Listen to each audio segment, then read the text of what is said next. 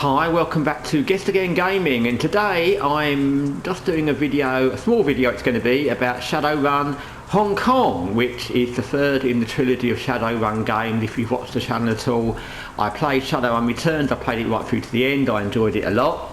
Then I started playing Dragonfall, which I didn't quite get into in the same way. I think it's because the story was a bit far-fetched for me. I don't know, probably compared to the first game, which seemed more grounded. The dragon thing was like, so maybe it was just me, but that's kind of, it didn't resonate with me quite as well. And then at a certain point I got stuck. I did get some really good advice from somebody who posted a comment, and I will be coming back to that game and following that advice because it was really good, but I decided I'd kind of had enough of trying that game and I'd leave it for a while.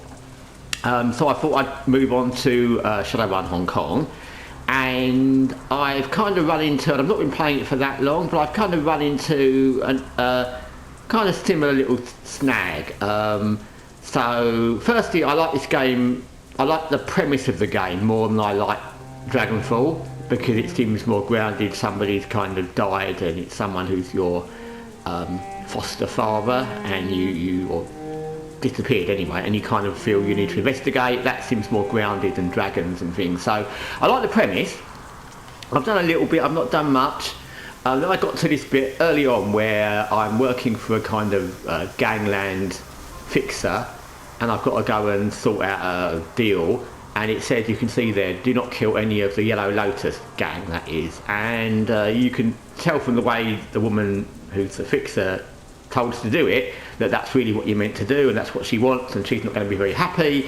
And I came to this place. I've got two of my main characters and one that I picked up on the way who knows the area, and I've run around all of this to get to the Yellow Lotus place, and I've done all the little things to look at, all the little bits where you can go somewhere and you can, that's just a merchant.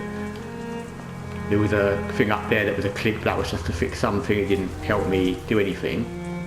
So much like Dragonfall, I've got to this bit where I come around to there's nothing here, there's nothing around here, where you'd think there'd be a sort of secret plank across the, that's what I expected to be, some kind of secret plank across the gap where I could access it secretly, as we would do with a secret plank. But no, there's not. There's just these guards out the front. I've already talked to them, and they basically told me to get lost. There's one skill check I didn't pass, but again, like the Dragonfall game, you can't know what skill checks you'll need, and there's one I couldn't pass, so whether that would have been the one to get me through, I don't know. But without that, if I go back there, then they say we've warned you off and they start fighting, so I end up killing them, and there's no other way to go. So what I'm thinking, and like I said, I'm not an expert on this, but from having played the Shadowrun Returns game, is this and Dragonfall are much more tricky in how they give you options, whereas in Shadowrun Returns there was never a point where I thought I haven't got the right skill check, or it's not told me what I need to do in advance. So it was smooth sailing. Of course, some of the combat was that I got killed quite a lot of times, and there was a few times I had to look around for stuff, but I felt that the game gave you the tools to understand what you need to do before you did it, and if you didn't do it, it's because you were being dumb. But this reminds me of Dragonfall, where you get to a point where there's no obvious thing to do, and you're going to end up doing the thing you've been told kind of not to do.